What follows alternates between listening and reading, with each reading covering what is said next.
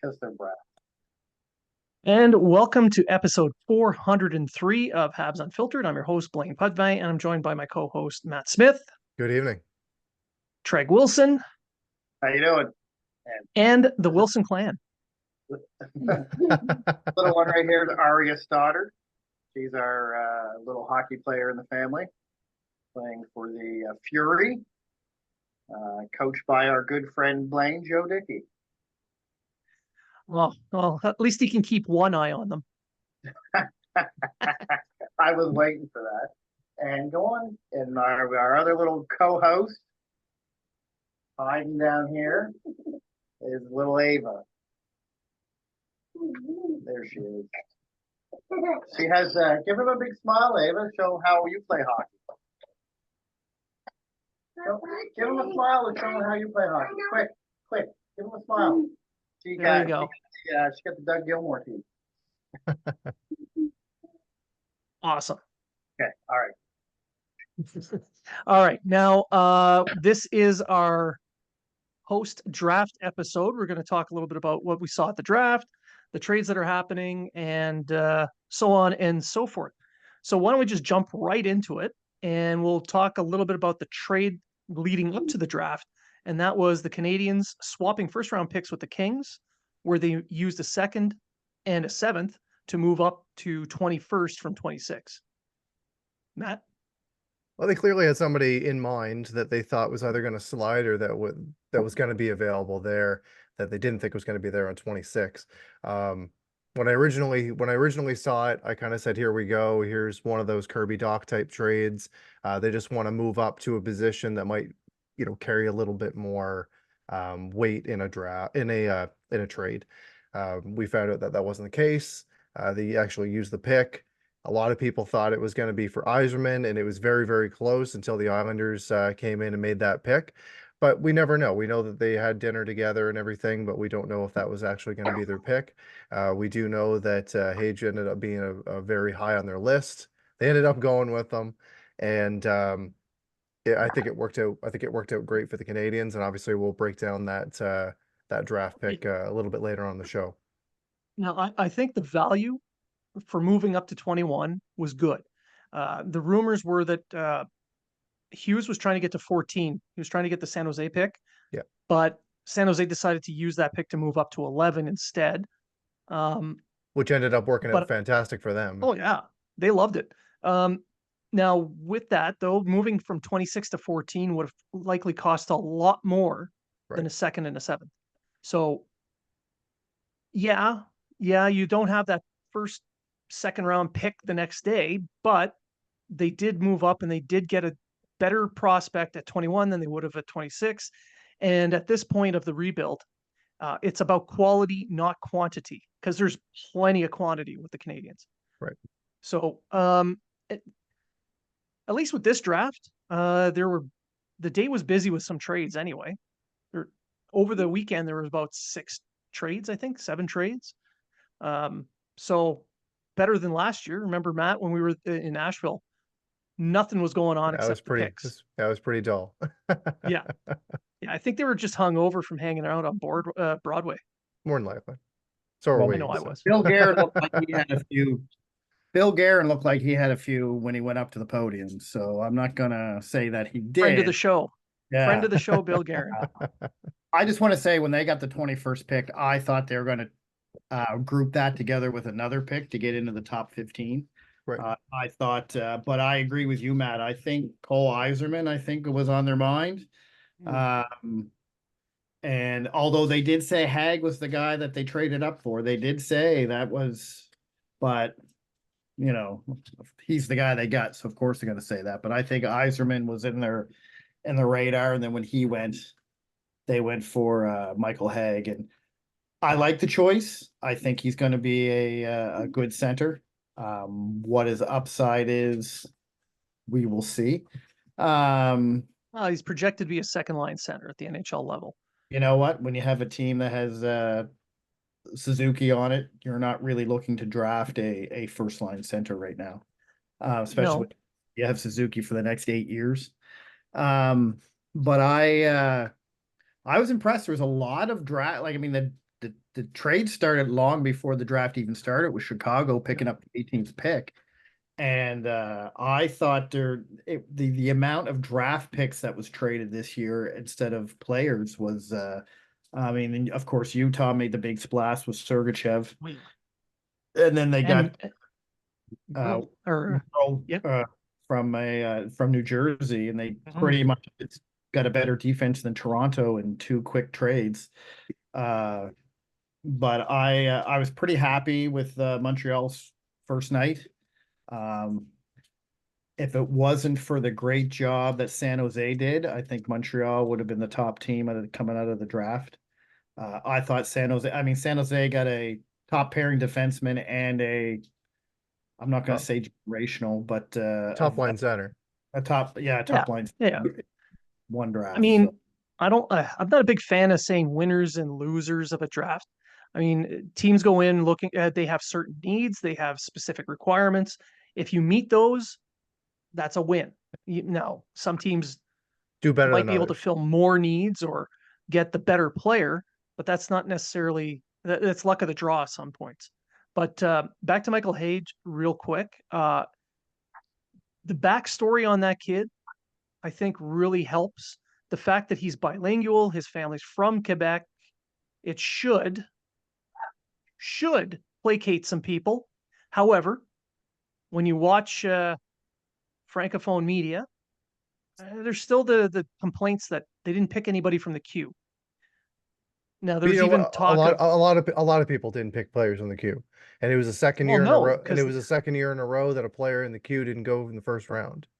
And we're seeing that more and more. And I think the Q is just going to continue to take hit after hit, especially taking that level, just taking fighting out of the game. I think it's going to, honestly, I think it's going to hurt the league. I really do. And we it's see not just that, it's skill level. It is. A lot of people are really seeing it as a lesser league now, and it's starting to show. And it's really starting to show with the draft.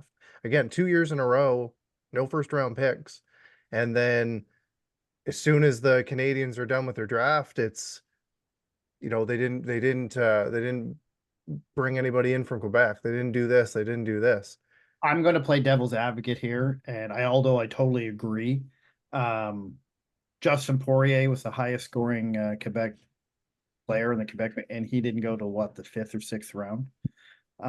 He went later. Yeah. Yeah, and I think the argument was that you got a guy here, he led the league in scoring, and you couldn't use one of your later picks to pick this guy. Was the same thing as that fella that was just in Halifax that put up all those points that they passed on, and everyone freaked out about it. The MVP. Went to Columbus in the 3rd round. Yeah, right. But that's just it. The thing is it's Quebec hockey Quebec minor hockey got to sit back and say, what are we doing here? Are we developing our players to par with the rest of the Canadian Hockey League? Like, are we developing our players to par to the WHL and the OHL? No, we're not. You know what I mean? I think they look at the fact that, but the last 3 Memorial Cups until this one, we won the Memorial. Our Quebec team won the Memorial Cup. That doesn't mean you're developing players in a good league. That just means you put together a good team. Right. A junior team. That's all that means. That's not saying, look at our Quebec players, look how we're doing. No, that's saying that Quebec junior team made the moves and made the right drafting to put together a very good team. Yeah, because you look at those teams and what players came out of those teams that were drafted into the NHL. That are making a big splash, Montreal right? took Miller, the goalie there from from Quebec, but he was the backup. So that's the thing. They're building good teams, but they're good junior teams. That doesn't translate to good professional hockey players. That's what they're trying to develop here, or that's what the complaint is. And the big complaint was that Montreal didn't pick any Q League players in this draft for the. This would be the 7th time since 1970. That's the big issue for them. But if it's only 7 times since 1970, that means 47 times out of the 54, they've picked Q League players. Right. That's not a problem. It's not an issue. Now you got Hage, whose family's Quebecois. He's fluently bilingual. That should be good, but they So always it's want got a to be little those bit people. more. Yeah. Yeah. But to hell with them. The team's what the team's what the team is.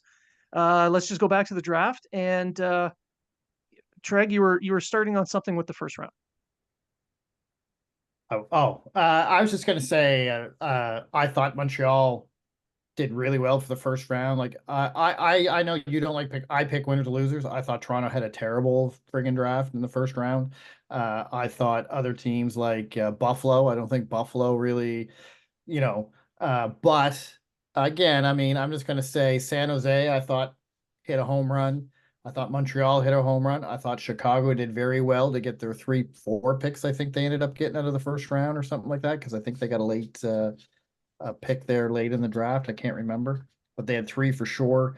But I think with Montreal's pick, that Demidov falling to Montreal was probably the greatest thing that could happen for solidarity and the Montreal fandom. So Agreed. I think you're going to see a very little talk now about Reinbacher and that pick.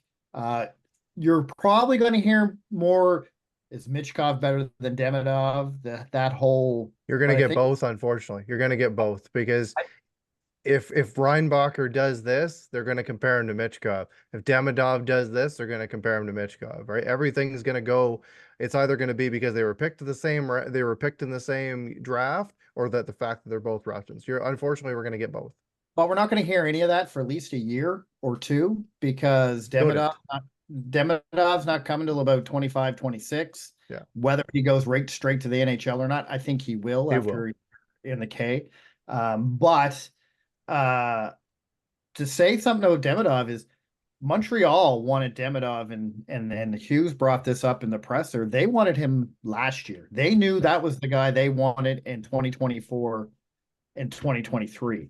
So my theory, and you guys, we can put our tinfoil hats on for this, is they were more comfortable drafting Reinbacher over Michkov because they had a sense if we get into, and the way he was talking, it was almost like they were willing to trade up to try to get this kid in the draft, no matter where they finished. Like they really wanted this guy.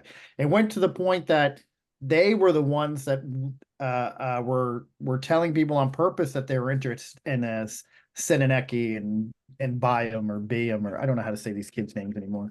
William. William and Siniak. They were the ones saying, "Oh yeah, we have really big interest in these guys." Well, just to divert people away from thinking they were going to take Demidov. They also didn't go down to Florida. Gorton and Hughes purposely didn't go to the Florida camp so that people wouldn't know how invested they were going to be into this player. Blain, you brought up a good point about Waddell, that we should send him a Yeah, card so with $20 in it to thank him yeah. for not trading the pick away. So for those not paying attention, Don Waddell is now the GM for the Columbus Blue Jackets, and they had the 4th pick. Teams were trying to trade up to get ahead of Montreal to get Demidov. Waddell said, "Not a chance. We want Lidstrom," which makes sense. Lindstrom completes their center line, but Don Waddell, the former GM of the Canes, I agree. I like the fact that he said no and he kept the pick, giving Montreal Demidov. So we should all provide uh, thank you cards and put $20 gift cards in there for Molson's. But I just think Montreal played the long game with this. I think Demidov was the guy they wanted. I think it was, I'm not saying they passed up on Michkov for Demidov. I think it was easier for them to say, let's develop the defense. Let's try to get that top defender. Because if we go into next year's draft, which is defense heavy, odds are the defenseman we want won't be there when we go to draft. Well, and Right. in this case for the Canadians, like any rebuild, any successful rebuild, you need a little bit of luck. Yeah. For Montreal, the luck came in the form of Waddell wanting to keep the pick, and with Anaheim going with Sinecki instead of Demidov, which surprised everybody, including the player. Shout out to Grant McKegg. He was so Well, he high had on him this. on. He had him in He 3 was so high on that player, and he went number 3. So because Pat Verbeek bought shout the out to draft Grant. guide. Yeah. Pat Verbeek bought the recruits draft guide. Yeah, shout out to him though. Like You he kind of beat me he did a to it. very good job. You beat me to it, Matt, because I was going to say I've been pretty high on Senecki for a long time, but I wasn't thinking he was going to go. I thought Columbus might take him because they wanted size. But I was okay with Montreal picking Senecki at 5 if Demidov or Lindstrom were both gone. I was like, I'm okay with this. Or Ginla. I know Grant had him at 3, I believe, in his draft guide all along, which kind of helped me confirm my thoughts on Senecki being a top 5 pick. And I had a lot of people telling me Senecki would be a reach. He'd be a reach. He'd be a reach. And the thing with him is he's boom or bust. He's either going to be one of the best guys drafted in that draft, or he's going to be your Josh Anderson. You know, he's going to have that skill, but for some reason it just doesn't click like it should.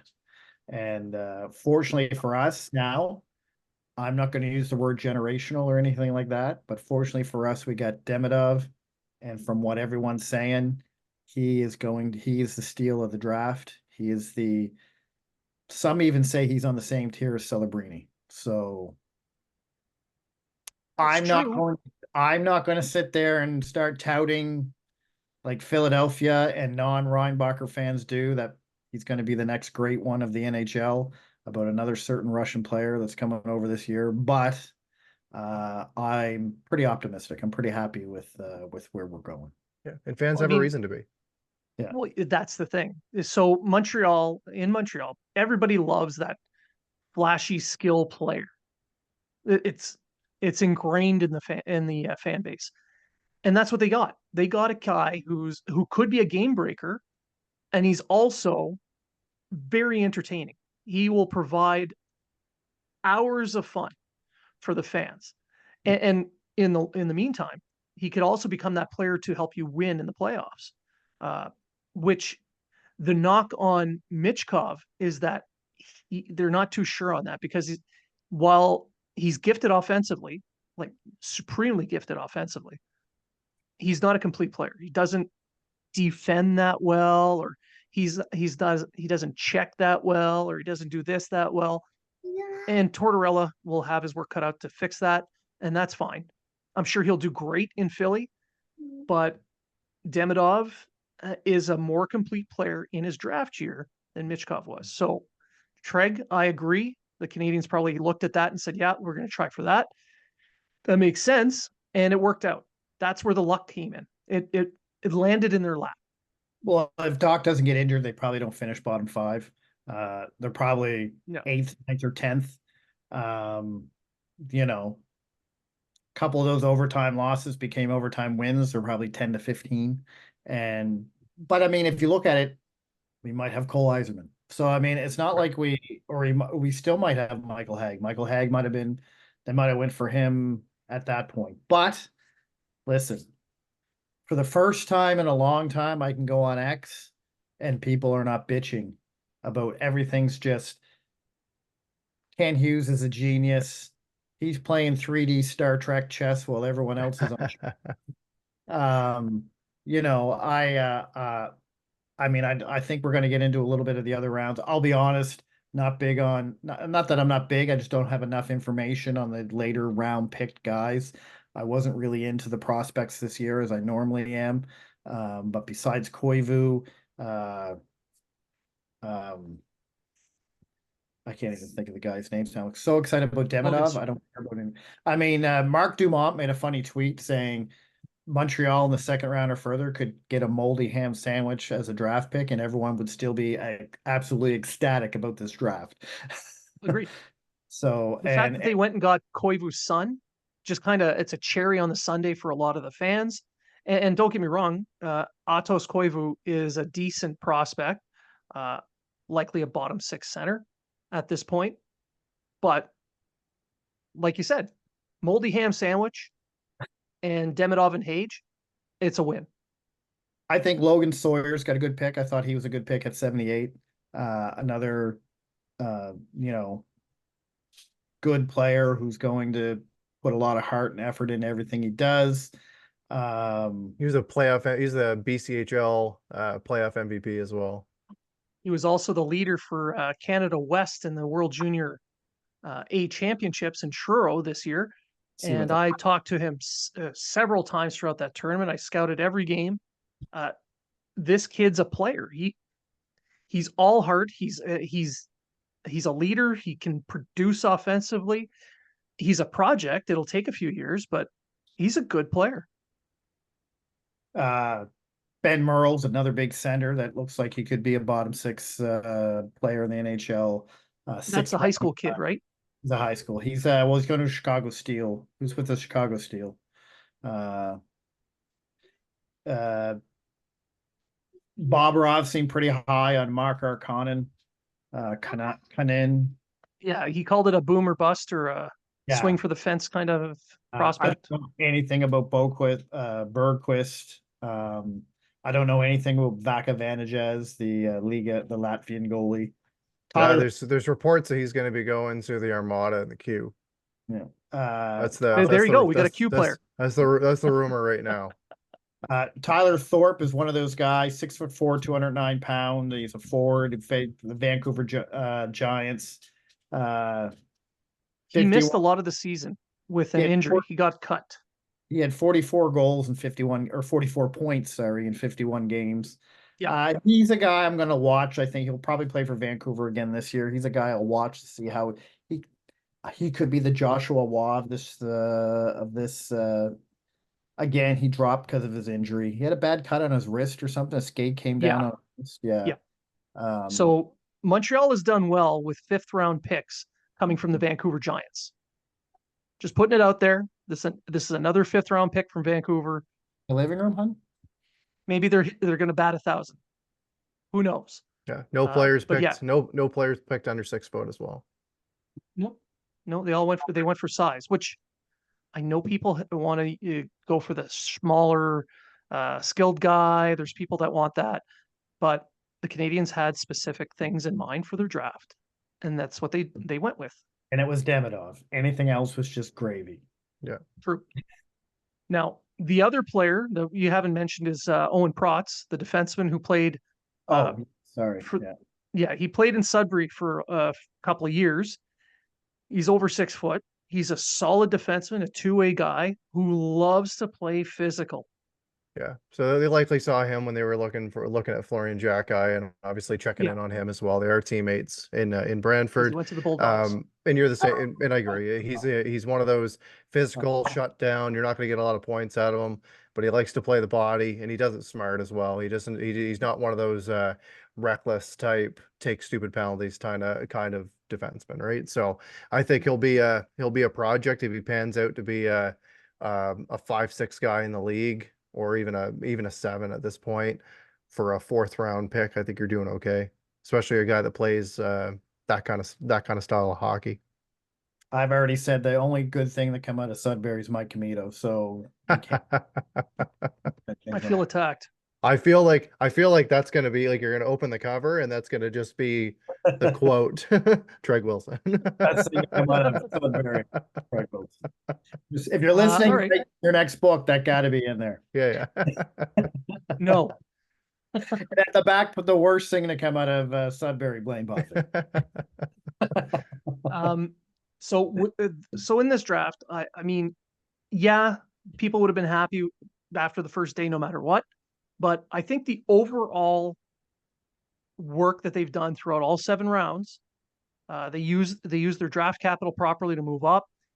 They picked players that met the requirements of size, some offensive skill, smart players. And those who relish challenges, because Demidov, he's looking forward to the challenge of playing in Montreal. Koivu, same thing. He's got the perfect person to help him figure it out. Michael Hage grew up a Habs fan, so he'd be looking forward to that. And the rest, yeah, chances are none of them are going to really sniff at the NHL. I mean, Protz, I think he has a decent shot at a third pairing D-man, but who cares if this draft ends up with 3 players that become NHL players? It's highly successful, especially if one of them turns into a star. And that's all you're really looking for anyway. I mean, if you go back over to Ken Hughes' draft portfolio in the 3 years, it's been amazing. He's been drafting very, very well. Slafkovsky, Lane Hudson, Josh Beck. Law, Owen Beck, Reinbacher. It looks like Jacob Fowler. That Russian goalie looks like he's going to be. I mean, I want to see him in the VHL/KHL before I make my mind up on him. The defenseman there, Brogdon. We know who you mean. We're not going to make you say the name. We're not going to make you say the name. Konyev? Yeah. The one they picked, the overager they picked last year, that's captain of this team there in the KHL. Anyway, now, again, I'm not saying that all those guys are going to be NHL players, but the potential, we have high, like we probably after this draft, if we're not the #1 prospect pool in the NHL, we're top 2. I don't know who else. Maybe Chicago with that's only Chicago doesn't have the depth yet. Well, see, you take Bedard out of the equation and they kind of shrink. Yeah. Maybe San Jose now with I believe San Jose got Adam Fantilli. Did they pick? No, Leo. No. Who did they pick? Will Smith. Yeah. So Will Smith. Plus they have Celebrini and they have Sam Dickinson. They could be up there. But right, I mean, even with Slafkovsky coming off the prospect thing, they're still up there. Just Demidov himself puts them in the top 5.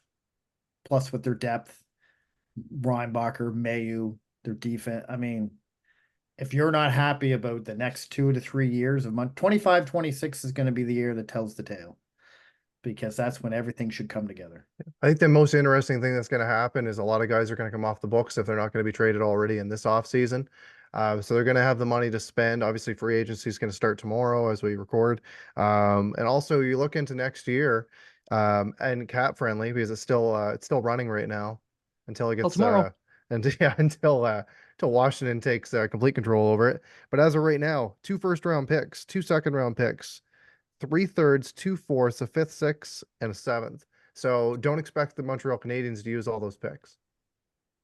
No. Yeah, they have a ton of draft capital and people want some of this stuff.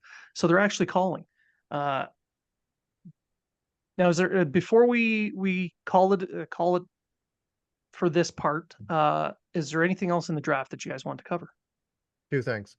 Michael Hage, just before the draft, was given the E.J. McGuire Award of Excellence at the 2024 NHL Awards. The award is presented to the NHL draft prospect who exemplifies commitment to excellence through strength of character, competitiveness, and athleticism. I think we definitely saw that. We saw the interview, the emotion this guy's got, and I think the drive that he's going to have to just kind of play to honor his late father and make him proud and make his family proud. I think we're going to really see that in this prospect. It was also a award that Lane Hudson won in 2021, 2022. The only other thing I want to throw in, shout out to the Montreal Canadiens organization. It was classy as hell, bringing up Celine Dion to make the first pick. I thought that was way too long. Right. I thought that was the coolest thing. I thought it was great. The fans loved it. You could tell the crowd that was in attendance loved it. And I just think it just kind of brought a level of class to that pick. And it's going to be, not just the fact that it was Demidov, it's just going to be another reason why we remembered that pick. Which brings me to a point on the draft. It needs to remain in person. It does. This garbage of doing decentralized, you lose these things. You don't have, you don't have these people coming onto the stage to announce the picks. You don't have the show that goes with the draft. You don't have the reaction. I mean, the whole thing that makes the NHL draft good, because it's different from every other league. Right. You have players, coaches, GMs, scouts, staff, all mingling together with league officials and fans. There's full access. You don't There get is. that with any of the No, other you leagues. you don't. And like we've all been to several drafts, different parts of North America, and we've all met some incredible people, and we've met some legends of the game while we've been at it and been able to interact with them. And for me to say that, 36 years old, saying that, I brought this up on the show multiple times. Yes, it's cool to be able to run into someone and have a conversation with them. But again, I'm looking at the next generation of talent, or the next generation of fan, and the fact that this is going to be taken away from them, not having that ability to possibly meet a future idol, right? So Well, I just noticed that any guy I took a picture with in 2018 is no longer on the Montreal Canadiens, so do that anymore. Still taking fucking pictures. Romanov, Lonin, Kakiyami, all gone. Yeah. All right. I think we've covered the draft well. This is gonna put an end to our post-draft breakdown. I think the Canadians scored themselves an A+. Treg? Yeah, I'll give it an A+, but before we go, my daughter wrote numbers down of hockey players that she says she knows. I want to see if you get them. Number 11. Wait, Number 21. Urbano. Number 92. Drouet.